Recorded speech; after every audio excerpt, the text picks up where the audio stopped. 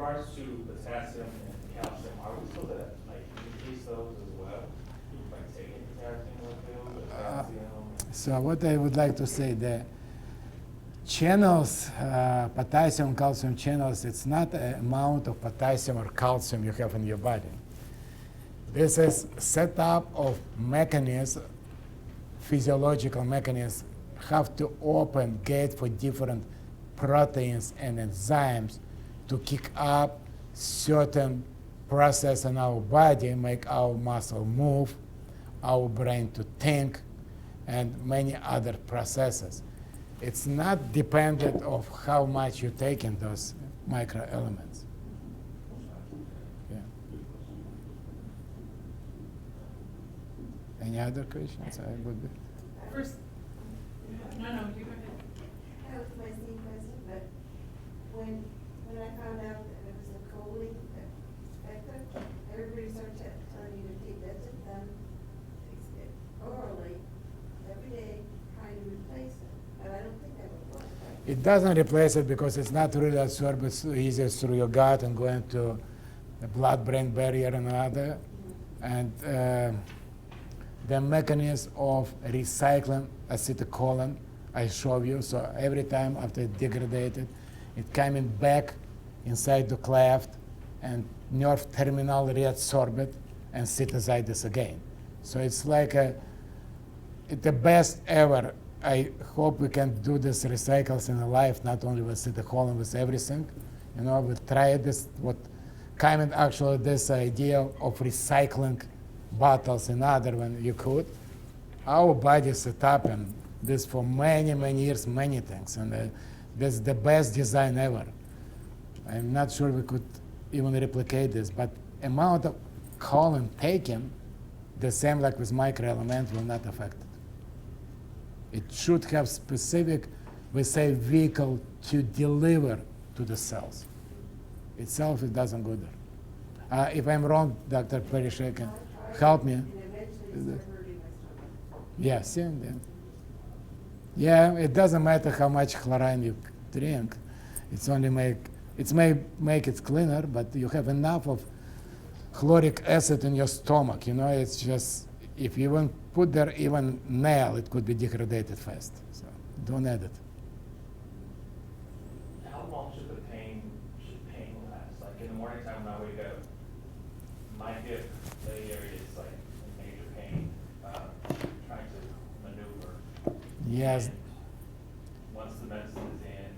So the pain, we didn't discuss about this, but because muscle inactivity, and during the night specifically, it make you be uncomfortable. In the morning, you need to warm up until start moving muscles and get good range of movement.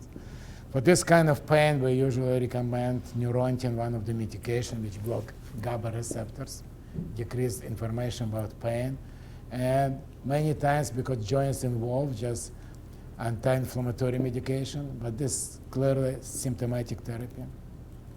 It may help.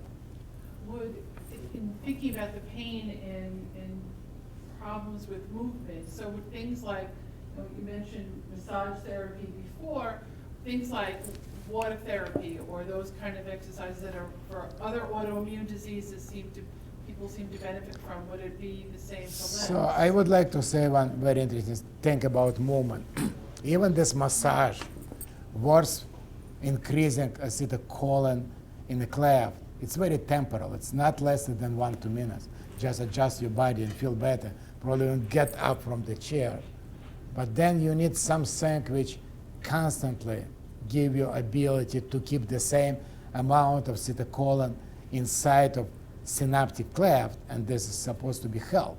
And this help exactly from the therapies what I said, increasing, stopping from degradation, or removing antibodies.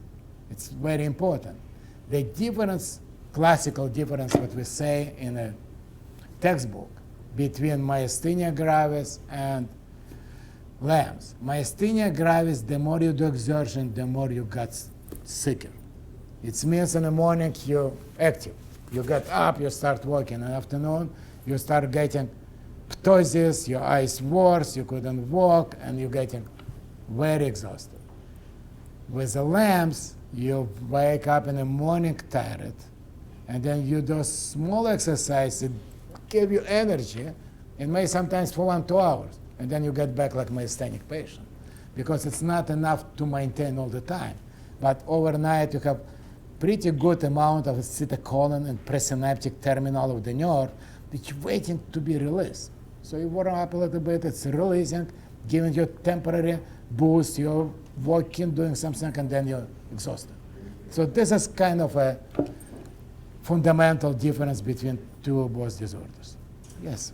When, because several patients mentioned the pain, is it a special type, is it just muscle pain, like just in the hips, is it all over? Or? This is what I try to describe. I don't think it's specific muscle pain. It's a joint pain because when muscle immobile, they affect joint as well. They got like stiff and you need to work them up. It could be muscle pain as well because muscle, during even night when we're sleeping, there is constant release of acetylcholine, maintain tone of your muscles. But if you cannot maintain this tone because all calcium channel block and it's very minimal, your muscles got tired too. They always like relax more than you would like to. So in the morning to push up without medication or something, you feel you're tired. You need to like, you feel like you're stiff. You need to stretch and all that. This is a problem. So it's I think it's a combination of both. Dr. Shea, what do you think?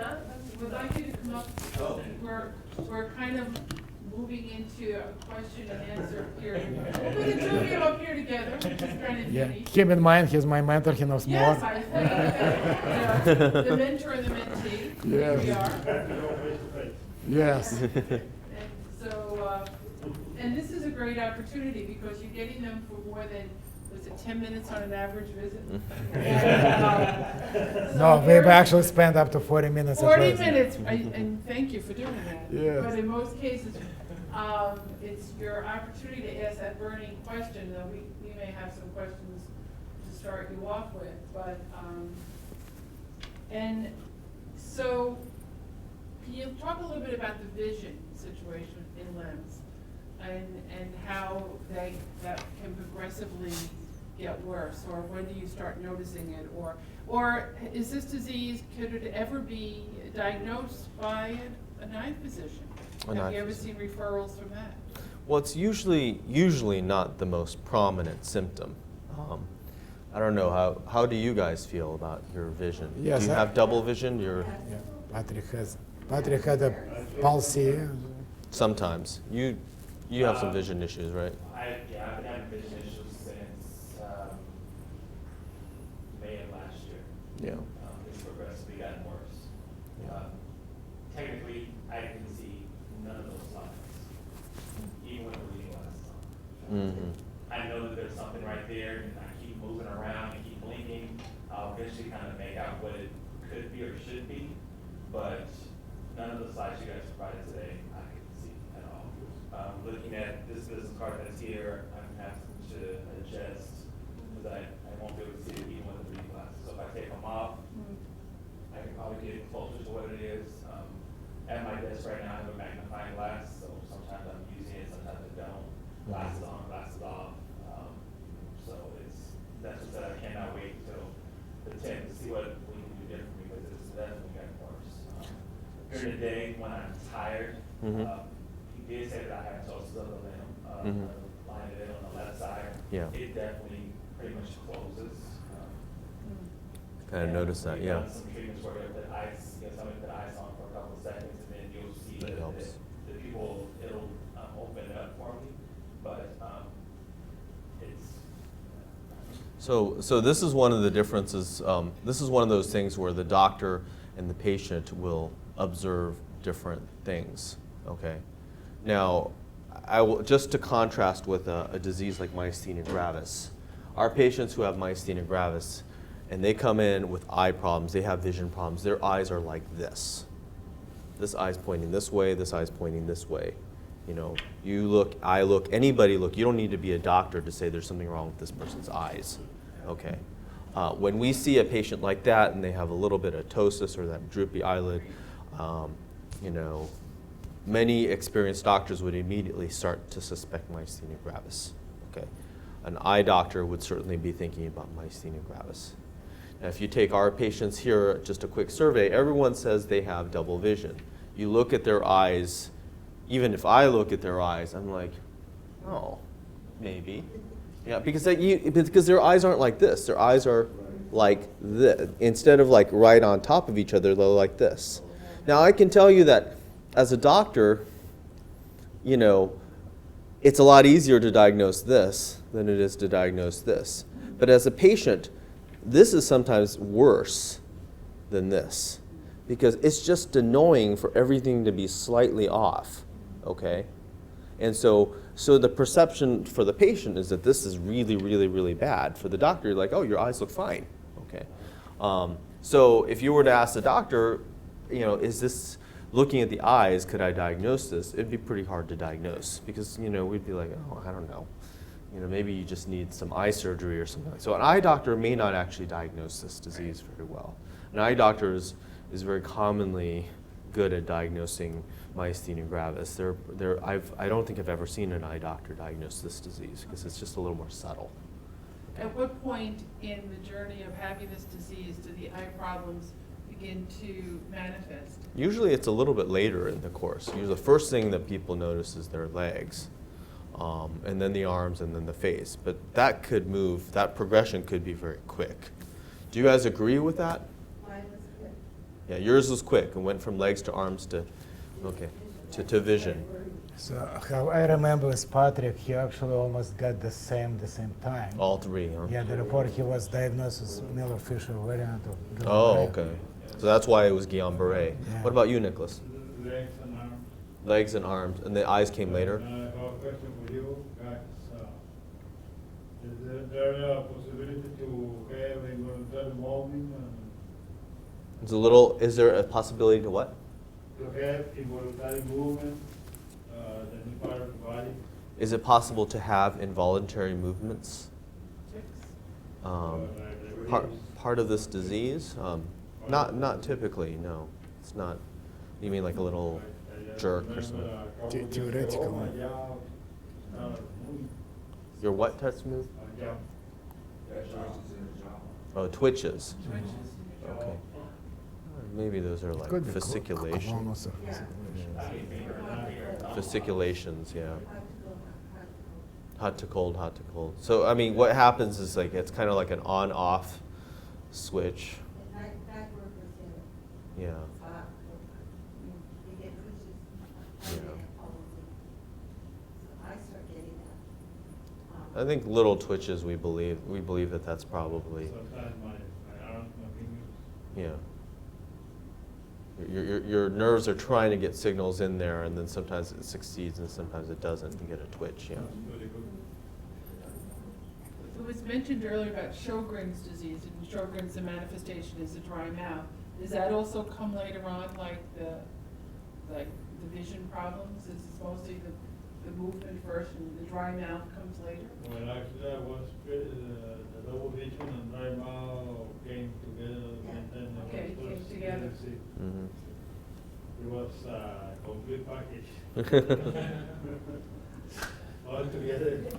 You're lucky one. You got all You got it. You got the package. I got through everything. All at once. Yeah. You weren't wasting any time. Plasmapherosis, dry mouth, double vision, tired, sleep. I can move, I can walk, I can walk. I even have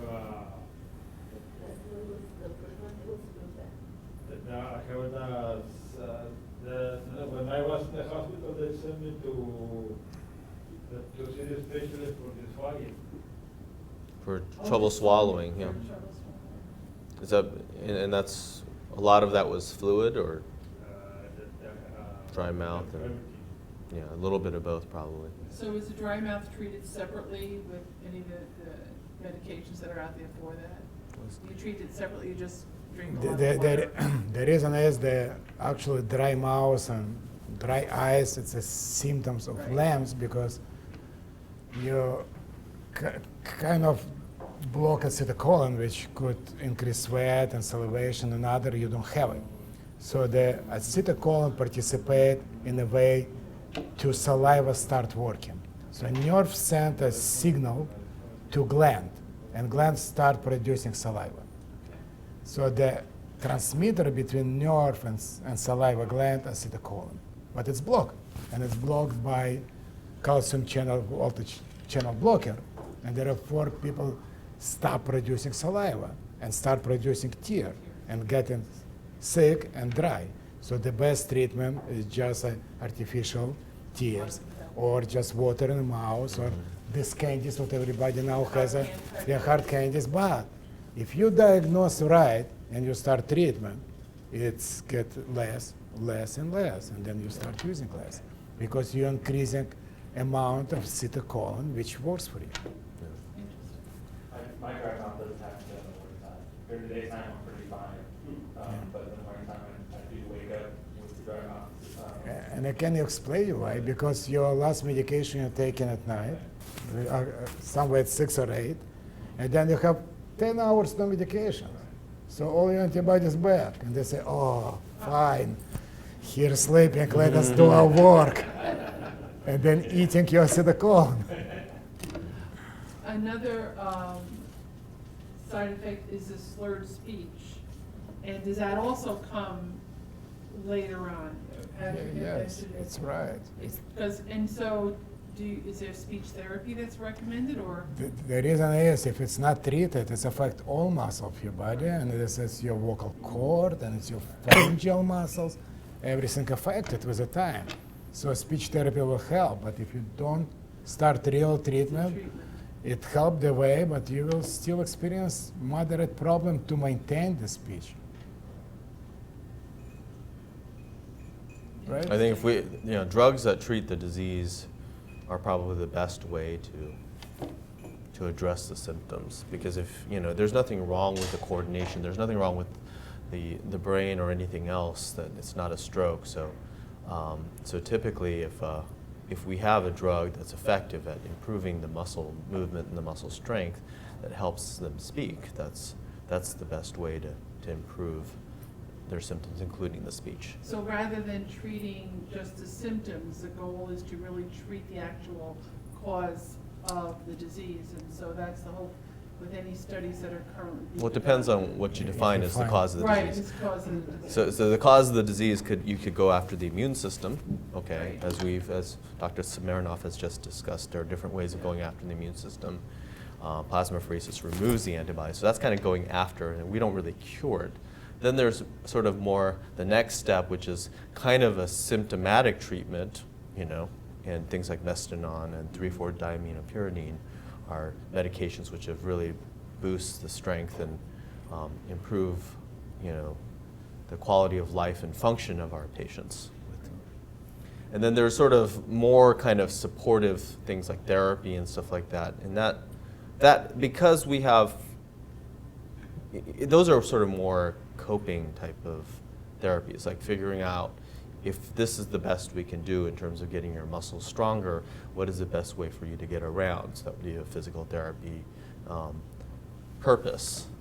Speech therapy may be, given the limitations of what you can do with your mouth, these are the best ways for you to improve your communication. Yeah. Yes? Vaccines. Vaccines are okay. Yeah.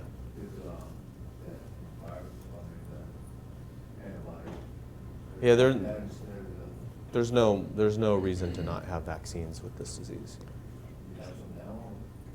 Do I have vaccines now? For LEMS disease.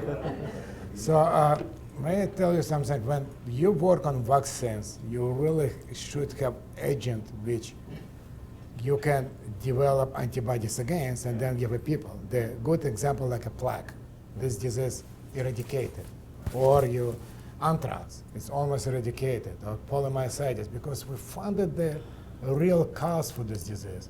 We develop antibodies against this disease. We develop vaccine which help you develop this antibodies. Well, basically, the So- vaccine destroys the body. Yeah. That's not making the Yeah. I think the moment we will find the smallest molecular mechanism when it's antibody developed in the LEMS, we can hit this, but we need to find.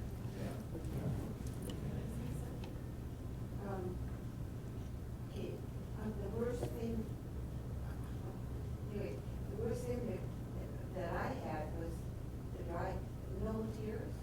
Oh, tears, yeah. And then when they gave me all the diagnosis, I couldn't cry. You couldn't Oh, cry. I could not cry. It was the worst feeling. You want to cry, and you can't. Terrible. And, as far as the other things, I was getting better, actually, I was getting better.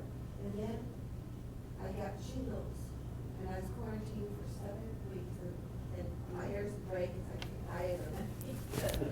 And my whole face, right, looked like a lizard, and it went into my eyes. So I had to go to all of you, and surgery, all kinds of, it spread out, and the pain is still there. Herpes ophthalmicus. Yeah. Pregnancy. And then, the LEMS, the symptoms start coming on again. Mhm. I was doing better, remember? I was Yeah. strong, and then I start getting weak again, and it takes me out, and sometimes I want to fall, and it comes and goes. And then when the double vision came back, that's when I knew I was, coming back to LEMS. Yeah. So I guess there's no vaccine. But- Vaccine for, there's no vaccine for LEMS, but No, yeah. even natural, she said, like antibodies. Disease can combat, not combat, add to this one, to come back, even though it's suppressing. Yeah, I mean, patients do have long-term fluctuations, like go into kind of a partial or seeming remission, where it seems like the disease is a little bit less, active. And we see that with other diseases, other autoimmune diseases too. And honestly, I don't think we totally understand why, but that does And happen. also, I've been diagnosed with, it's called neurology, what is it called? Neuropathy? Neurology. Neuralgia? Which is the Trigeminal. same as LEMS, right? Mhm. But every time which is why I like to take medication and stuff, because when I calm myself, I'm okay. If I freak out, I have anxiety attacks, I do start twitching, like you said. I start worrying, and I start going like this, and I calm myself more. So it is a lot. Mind over matter, how you think about it. Because the minute I freak out, my body reacts. So, and of course, that's normal. But with LEMS, it's really critical. So I do, then start twitching and have to control myself. Yeah. Is there a particular age range when this LEMS becomes more prevalent or would certainly manifest? We have a more mature population. That's And- where we tend to see LEMS, yeah. In- And it's correlated to some extent with the incidence of cancer. I mean, the non-cancer types are the ones that we tend to see in a younger population, Younger meaning 30s, 40s? No, younger than 50. younger than 50. Younger than 50? Yeah. Yeah, So more often 50 it's and over? 60s and over. 60 and over? It's more often. Yeah. 60, We 65. consider 40 to be young, so. 40 is, Yes. We count 60, by 65 we count young. Young patients still 65. That's right, you're young till you're 65. According, I like your thinking. yes, according our government rules, you are only get older after 67. Then you can go to retirement. So it means 66 and a half, you're still young. So does that make it harder to diagnose? Because it could be so many other things happening, for those of us who are over 50. You really have to go through that checklist Yes. to decide what it isn't, right? Yeah. The real reason why it's very hard to diagnose is it's rare. And it's Okay. mimic some. And the truth is, as much as we actually do teach all of our residents, all of our trainees about this disease. If you go and you ask all of our neurologists, everyone has heard of this disease, okay? And everyone has heard of it, okay? Everyone, unlike some of the other rare diseases, it's something that everyone's heard of, at least the neurologists. But most of them have never seen a case before. And if you had a patient who was unknown but actually had LEMS in front of them, most of them would miss it. Okay, because they're just not thinking of it, because you never see it, and of course it's not going to be on your radar, because of course, you never see it, you never will see it, right? And it's a self-perpetuating. I only read about it, or they right. just told me about it in mid school. Yeah. Yeah. Um, You're right. It's a very good question. But it's kind of hard to diagnose. And then you never blame the person who sent this patient for consult to you, because You may first glance and say, yeah, very, very similar, and only subtle, very subtle symptoms like increased reflexes with the time. And when I checked, actually, like Patrick weakness, and he was very weak, couldn't sustain, then got stronger and stronger. And because Dr. Shea told me a long time ago, like 10 years ago, said, keep in mind it may happen. So this is kind of, you need to see it, you know. You Yeah. need to- So as neurologists, you see this, and I'm glad to hear that you're educating your fellows and your students about this. But if there was a field of physicians that you would want to know about this, would it be those in the geriatric? I would say Field? after 65, any kind of weakness, and our physicians now very well educated, they first suspected, especially with difficulty vision, swallowing, they suspected myasthenia gravis. Right. And they sent to neurologists, and I believe this is the best ever, the best first step. And then when patients come to neurologists, there's already our goal to get to the point, make a differential, and see which way it's going. Possible not a myasthenia at all, we may find something else. But now awareness about paraneoplastic syndromes, and not only LEMS, very high. And people start even checking paraneoplastic antibodies ahead, even before they send to us. So it's very good. I think our community, at least in Los Angeles, well educated, and because we have a lot of big hospitals, good teaching institutions like UCLA, Cedars-Sinai, USC, and we try to prepare a future medical doctors have this high awareness.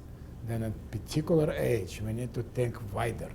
Not only think for this one symptoms like a dryness in the mouth can bring differential diagnosis and a list of 300 diseases.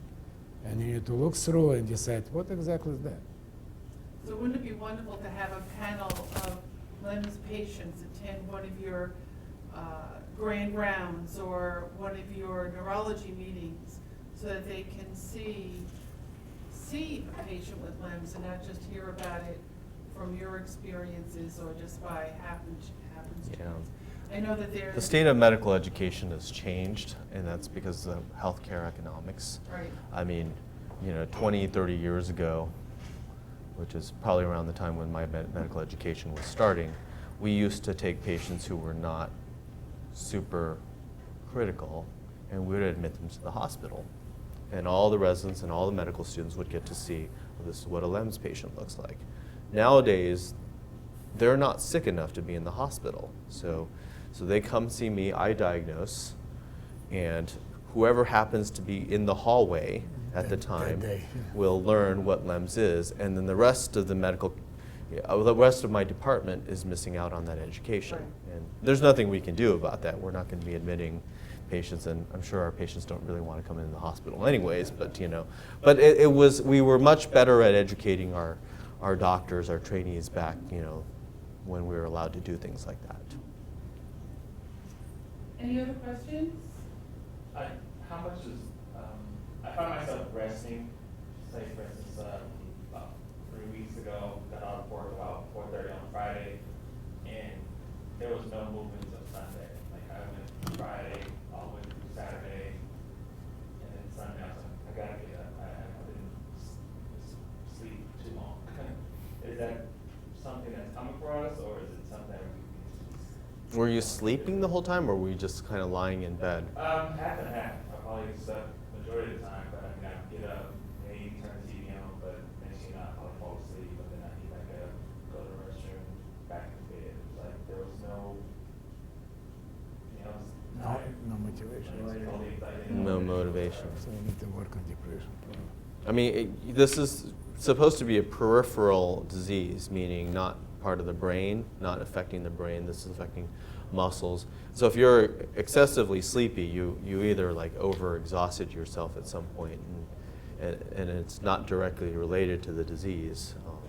As far as we know, we don't think it's affecting the brain, and it wouldn't make you sleepier than normal. But if you're having a hard time getting out of bed physically, but you're mostly awake, then that could be related to the disease. Yeah. Could that be a part of depression too? Yeah, I mean, yeah, wanting to stay in bed is one of the things we do think about is depression. You know, sleep deprivation could be another thing.